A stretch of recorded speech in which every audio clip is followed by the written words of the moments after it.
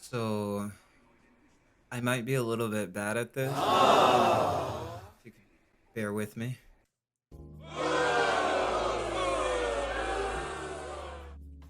So, I don't want to waste your time. You know, I hate opening skits and movie reviews. So I'm just going to say what the movie is, who directed it. Wait 1 second. Oh, fuck, Saya.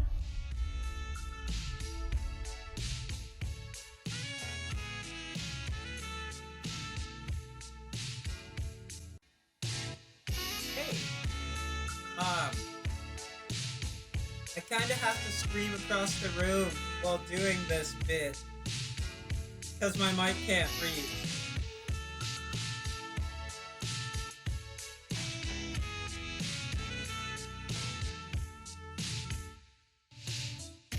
Anyways. This movie was directed by Robert Townsend, who's an amazing staple of independent black media for over 40 plus years. His most notable break was in directing the Eddie Murphy Raw documentary, which, you know, if you don't remember, or your parents don't remember, your grandparents will remember. I am really fucking old, so I remember everything. As of most recently, he's directed episodes of Tracy Morgan's show, The Last OG. My fault, OG. Now, with a cultivated indie genius with a mind for cinematography, you're gonna mess up every once in a while. Especially when you decide to star in one of the films that you're making. I've never found that to be too good of an idea. I mean, every single film where the director or the producer is in the film, it's usually been a pretty bad film. Like there's The Room. Tearing me apart, Lisa. There's everything Neil Breen has How made. could you have done this? Like, Jim! Stop putting yourself in your movie. You know, fuck it. Fuck it. I should make a movie and put myself in it. Fuck it. And with that being said, let's look at some of the reviews. User Laser0 says, 1 star. This movie is so bad. And there's a warning for spoilers. The next review says, 1 star by City of Gods 24. What was Disney thinking? And it starts out with, this is by far the most lethargic Disney movie I have ever seen. Nothing in this film seems to coincide with the story. Oh, fuck. Another review says, 3 stars, Before the Incredibles or Sky High. This movie is clearly where they got the idea for Sky High and the Incredibles. Which, they're fucking right. So, with all that information in hand, let's go ahead and check out what actually happens within the movie Up, Up, and Away. Okay, I know I keep doing this over and over, but I was looking for like a PNG of the goddamn movie cover, and I can't. Look at this!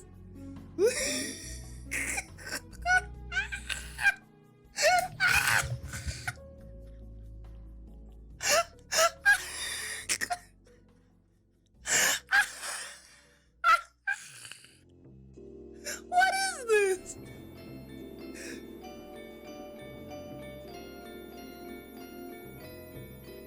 Oh, the movie likes to start us off with an establishing shot of the main character, Scott. He thinks right. Left. All the people in the back. He's almost in the clear, but Willie. Played by Michael J. Pagan, who...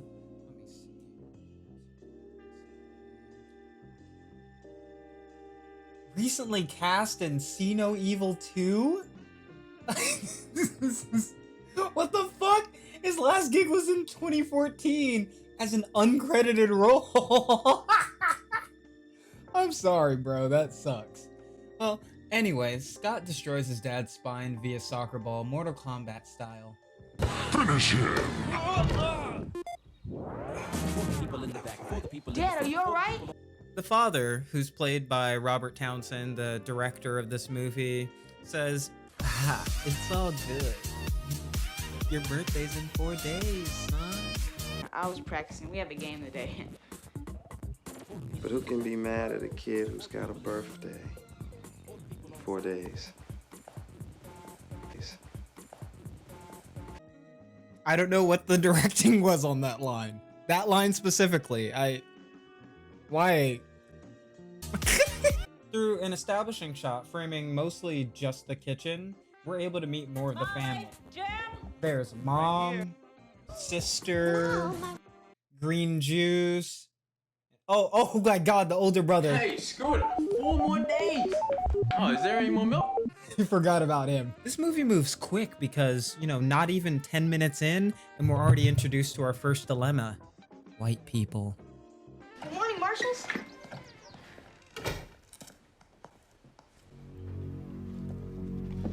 Hey, Randy. Good morning. What you got there? Zucchini bread.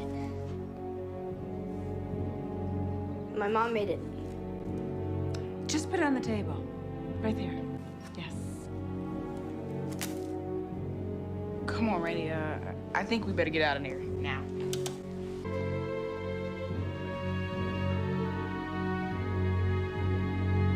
And no, I'm not saying white people are a problem. God, you people are so You know, I have white friends. So, while Scott and Randy bike off to school together, his family does what's right and destroys that shit.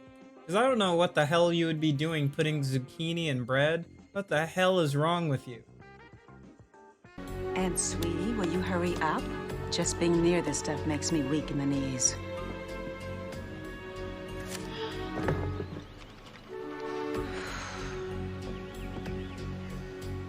Such a shame.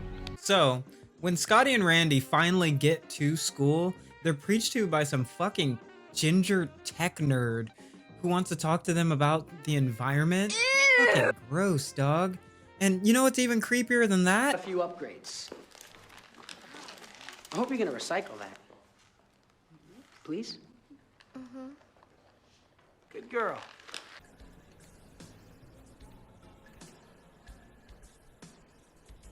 Me too, homegirl, me too.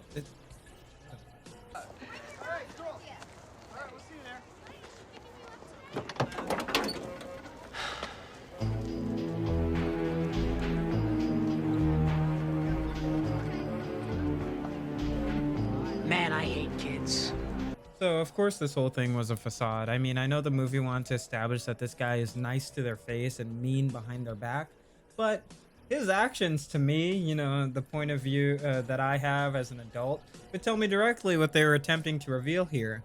I have big adult brain smart. I'm very, very intelligent. I actually am the world's smartest not kid? Huh. Go figure.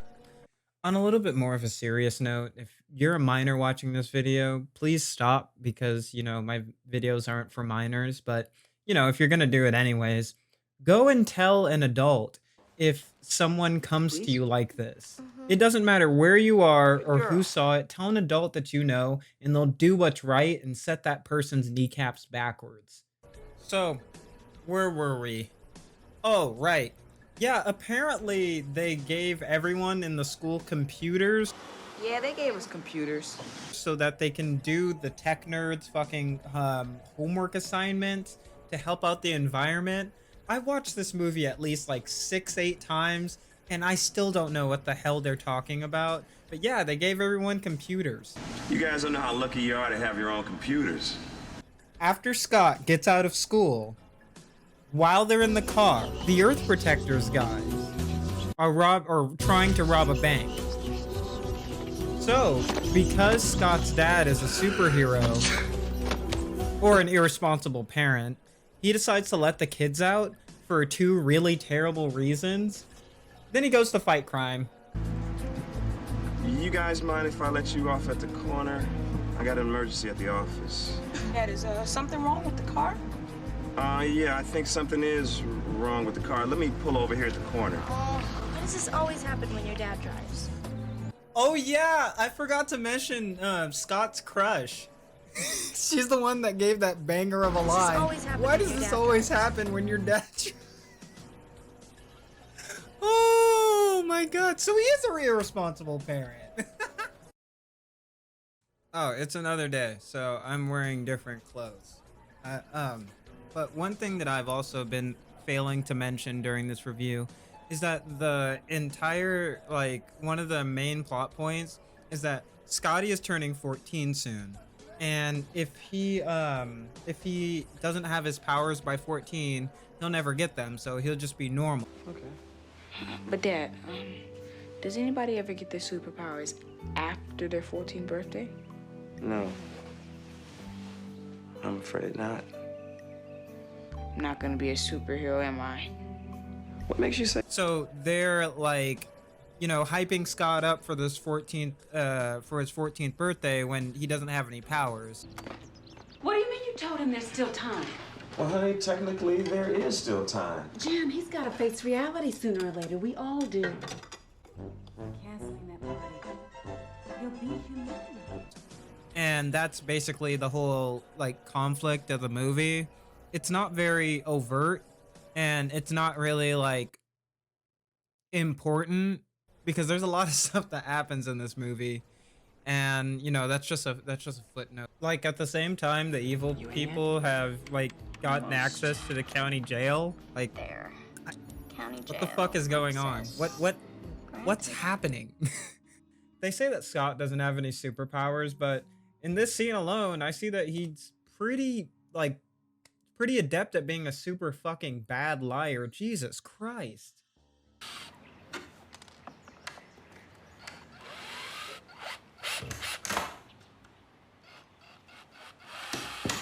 Oh, Dad, can I just take...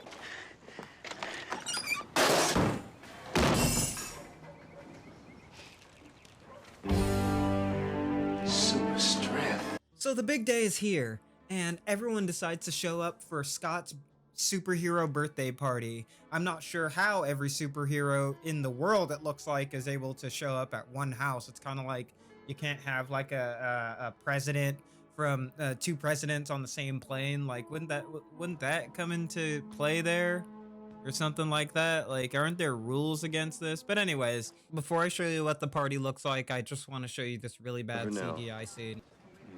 Silver Charge. Take a look. I'm on it.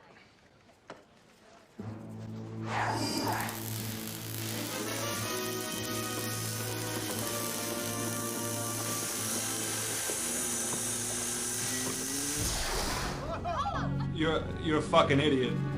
Like, in general, there's so much in this movie that I'm glossing over because I hope that other people are able to watch this and get a lot from it. Like, here's Crip Day. Bitch, I'm still crippin'. Eastside nigga, I'm still living. In the bottom in the hood, I deal with it. Put a bag on their head, that's a meal ticket. Got a Glock on the boat, call that fish stick. Nigga try to rob me, that's a blank miss. Hold the Drake on it, call my little got the AR. We put hoes in the whip, now it's playing. My nigga still tipping on the phone. But yeah, the superhero party, sponsored by Party City. Look at this shit. That's why I always save the day.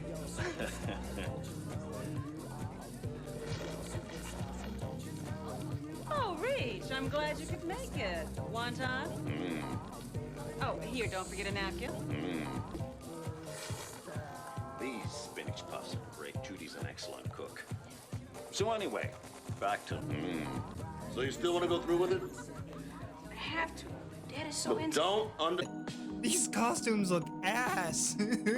The costume designer really said with their whole heart and 100% well-meaning intentions. A little bit of summer in my life. Over 100 toys for your delight. So while inducting Captain Liar Pants into the goddamn superhero Hall of Justice thingy, like they have him swear on a Bible, at the same time, the villains are staging a building blowing up. Like, I still don't understand why. I don't know what's going on, but Nina stays inside the building purposely for some reasons. Like, When Bronze Eagle arrives, you just slip the homing device right onto him. Me?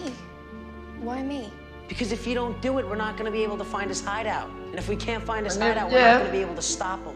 And if we can't stop him, all this hard work will have been for nothing. Is that what you want? Oh, no, but I still don't understand why I have... Nina. We're all counting on you. This is what we criminal masterminds call a win-win situation. So everyone's jewelry of these things here.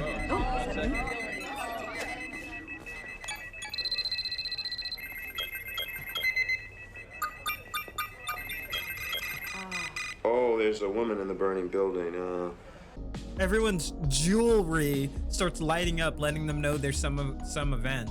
Like most of them don't even have like interfaces, like screens to read stuff off of. So the fact that they know that there's a burning building and or to know to turn on the nearest television for the news is good writing. Really good writing. Thank you.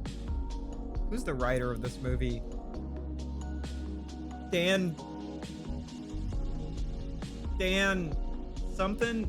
Dan Berendinson. There we go. That's the person I blame. Why not let the boy do it? What do you say, Scott? I mean, Warrior Eagle. Warrior Eagle. Warrior Eagle. Warrior Eagle. Warrior Eagle. Warrior Eagle. So, after being peer pressured by literally the strongest human beings on the planet, this kid figures, the fire kills me, they can't. So, why not just go for it?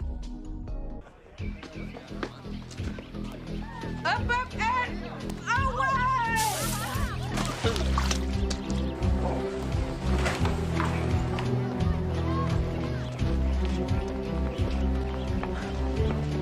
That's my boy.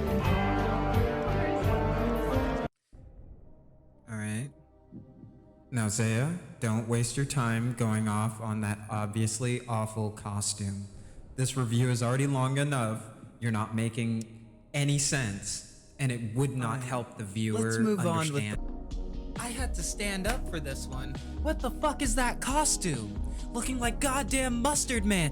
Is that what the M stands for on his fucking shirt? Man? What the fuck are those mustard and ketchup ass shoes? What the fuck are those Tempur-Pedic pillows in his goddamn chest?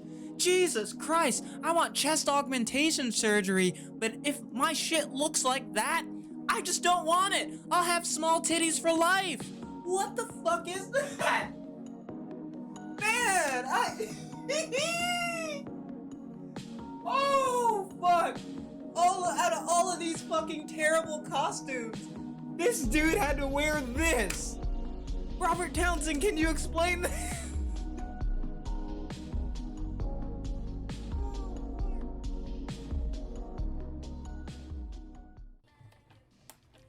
So, Val? Yes. I want to take a little bit of a break from the movie review and talk about a little something interesting that happened in my life. Absolutely. Let's hear it. Okay. So, you know about Reddit, right? I've heard of it. It exists. Okay. So,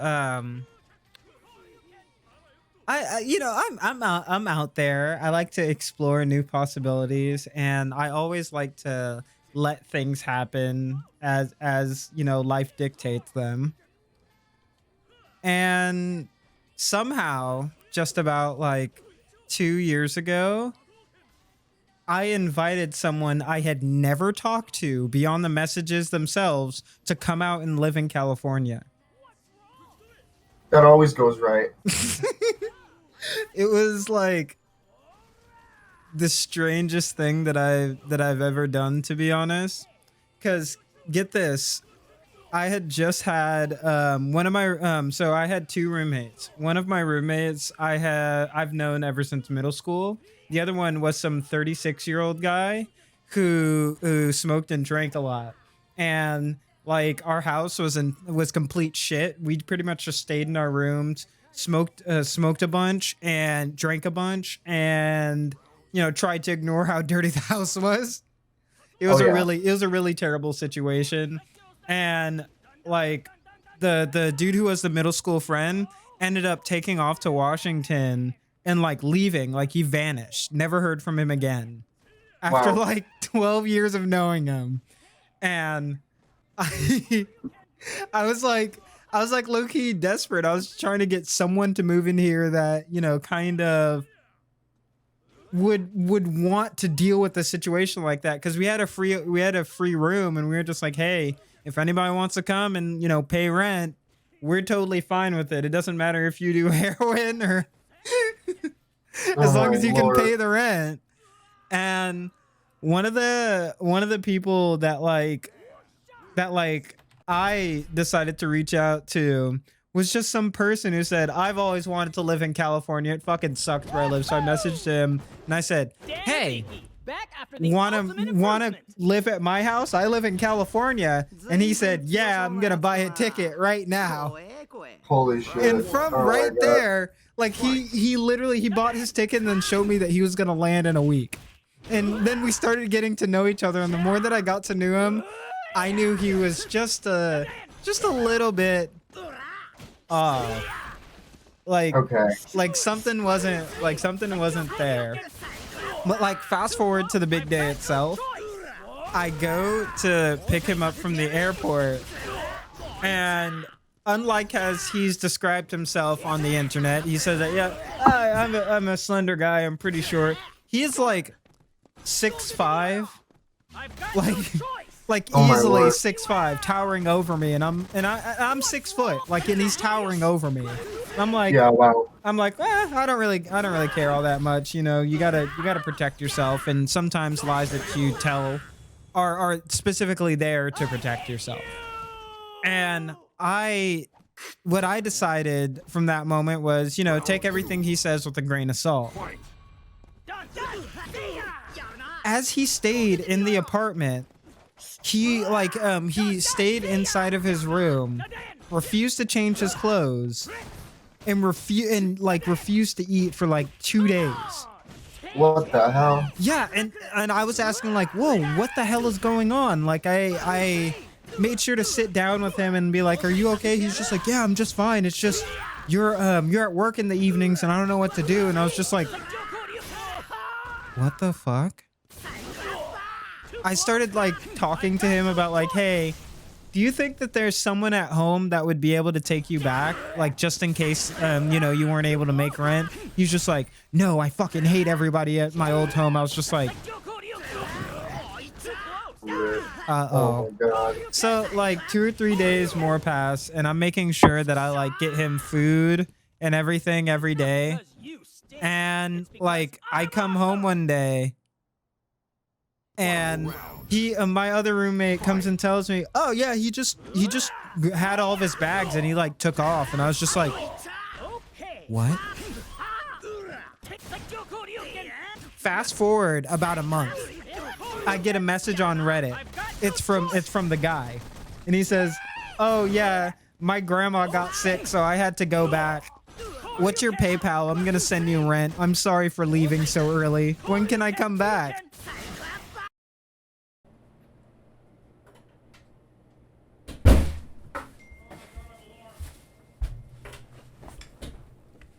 Hey, it's another day, so I'm ready to get back to the review. Let's see where I left off.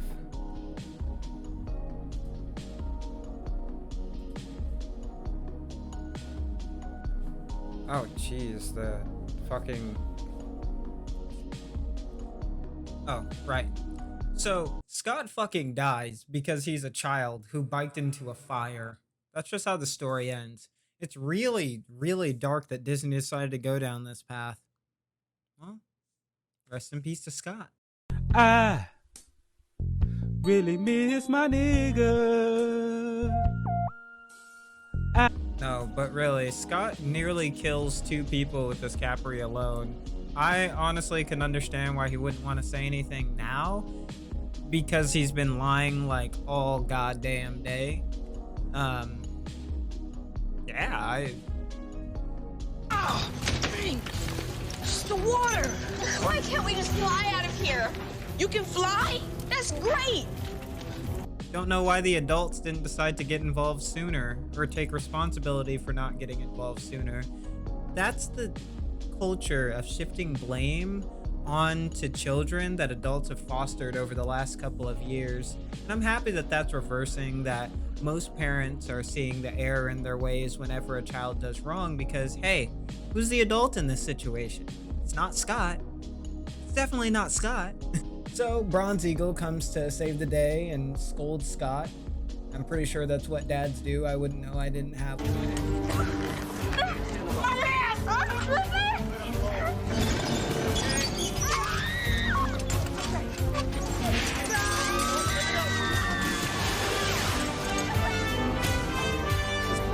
I can explain.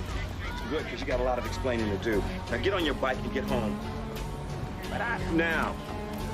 Bye. Kids. And of course, as soon as your son just comes out of a burning building, you tell him to bike home because smoke inhalation ain't shit compared to the ass whooping that you're about to give him, I guess. Because I'm not a superhero? No, because you lied to us. To everyone, because you almost got yourself and that woman killed. Because I embarrassed you in front of your friends? Scott, this is not about us.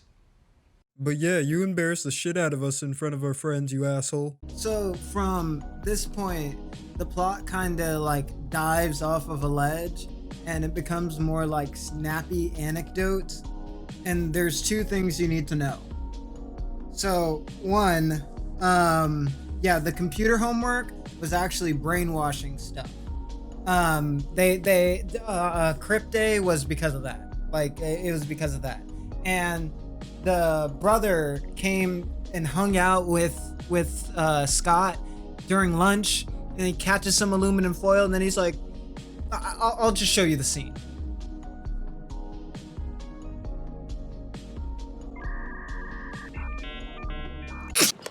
Hey, Scott, think fast. Why'd you do that? Now she's gonna think I safe catch.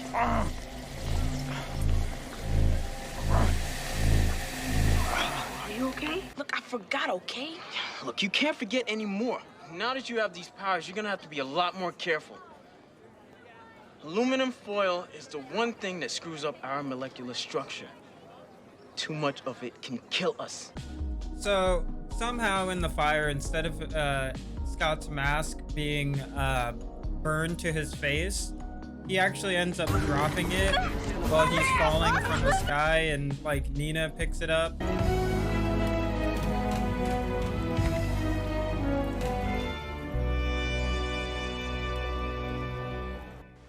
And it's like, oh, what's this?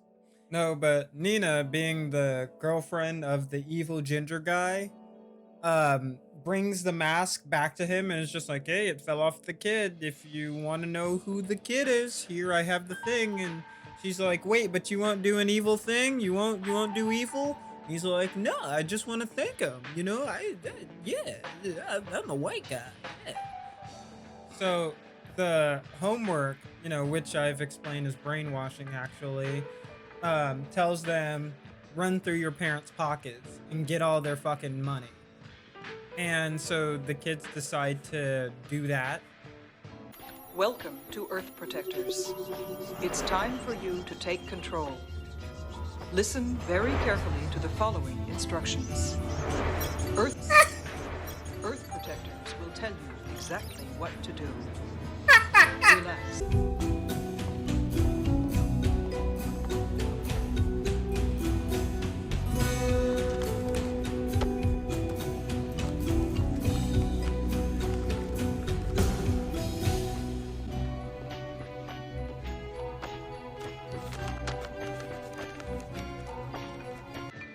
And then, like, in that same morning, they're just like, hey, Scott, did you steal our money? Because you've been lying a lot lately, and, you know, stealing wouldn't be that far off. And he's just like, no. And then the little sister's like, I'm a fucking snitch, and I could see your money in the goddamn, like, backpack. Like, just let him do a little thievery. Come on. Okay, I'm out of here. Scott, you didn't. No way. Wait a minute.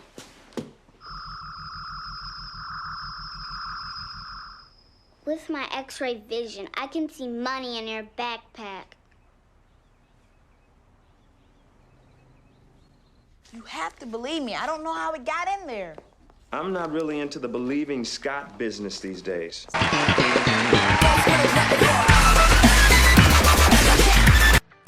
Holy fuck. You know what? I'm thinking about it, and I just want this review to fucking end. So, Scott tackles his crush.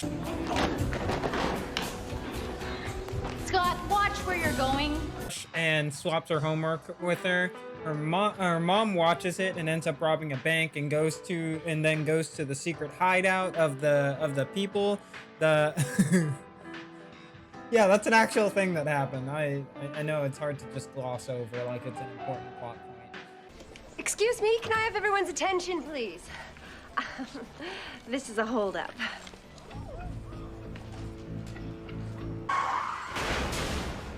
Sounds like them now. Hello? Mrs. Rosen here, reporting for duty. So naturally, Scott's family says, let's go and get lured into an obvious trap. I mean, seems like a good family outing. A little theatrical, don't you think? Yes, it is theatrical.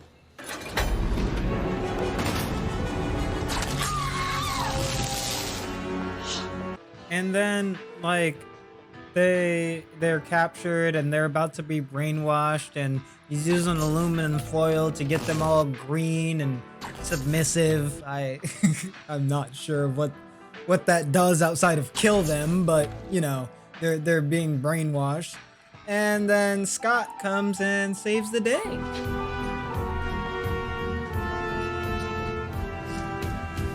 Wait. Stand back. Yeah, cause, one step closer, and you unleash the powers of the Randinator. Yeah! Yeah, cause I'm your worst nightmare, okay? I have more powers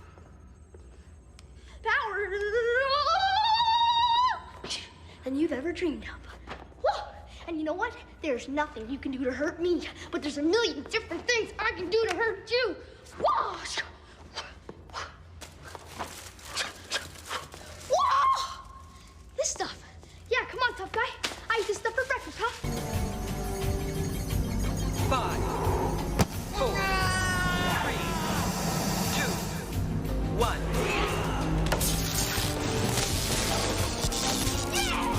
Mind control download aborted.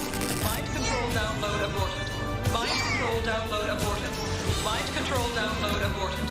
So that was the full movie of Up, Up, and Away. Do I regret reviewing it? Yes.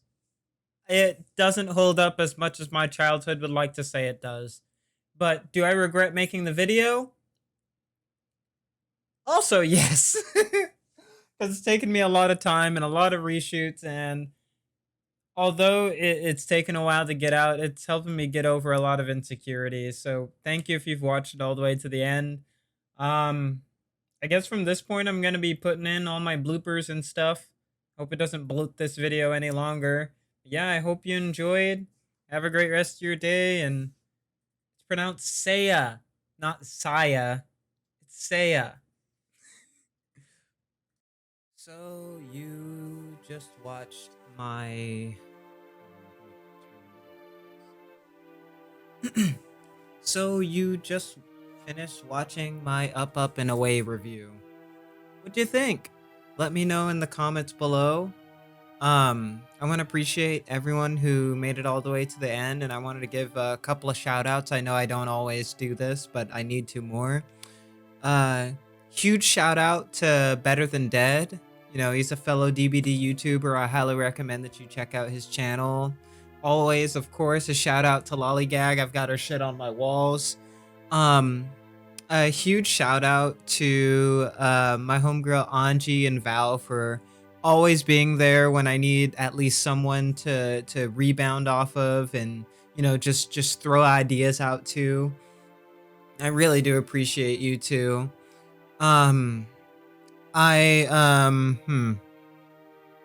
Shout out to Jay because she's gay. We're both gay girls. Shout out to Hobby because like he's our server dad. I'm basically only shouting out like the people who are gonna watch this all the way to the end. I love you guys so much. You guys are what drive me to continue to create. And I don't know if I would feel safe expressing myself if it weren't for you guys being such great friends towards me. Yeah. Next big movie review is coming in October. Ooh. Bye. You know I don't do anal. So, Scott's big day is here. His 14th birth. So Scott lies about being a superhero. I don't know how, like, anyone there at the World Superhero Federation, like, people have... There's someone called Jello Girl, but there's no telekinesis, so they can't tell he's lying. Like, I'm really disappointed in that. So Scott decides to lie for the superheroes decree, and at the... So, I'm not gonna waste your time. You know, when I was a little kid, I had dreams of being famous, you know, for one thing or another, and that kind of never happened, because I'm 26 years old, and I'm sitting in front of a webcam, talking into a microphone. I don't feel like this is very cash money. But still, I don't want to waste your time with like an opening skit or something like that. I think those are so fucking annoying. Today we're going to be watching Up, Up, and Away, or at least how I remember it. With open minds and open hearts, let's continue...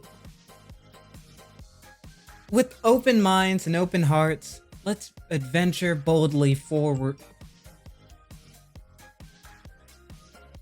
With an open mind and an open heart, let's go ahead and see what this movie's all about.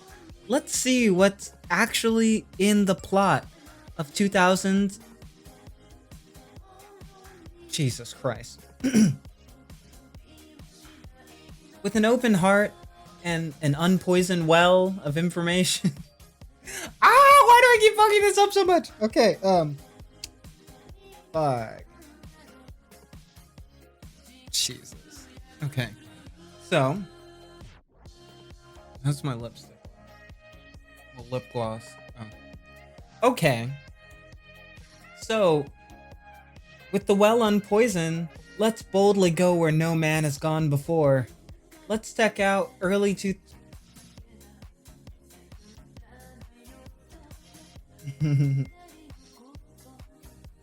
Sorry, a lesbian text. Okay. So, with the well entirely unpoisoned, let's go ahead and check out the early 2000s movie Up, Up, and Away. Nope. So his father, the director Robert Townsend, that's actually his name within the movie. They make him call him full name Robert Townsend. It's really weird. But the father, played by the director Robert Townsend, is through a semi-establishing shot framing. So after Scotty is done, you know, it's weird that they say Scott doesn't have her superpower, but it's obvious that he's the best Then his mom's all like, hey, no more soccer if you're gonna steal money. I'm not sure what that does. Honestly, like, we're so close to the end. I promise you I will not plague you with this movie any longer. But I do want to say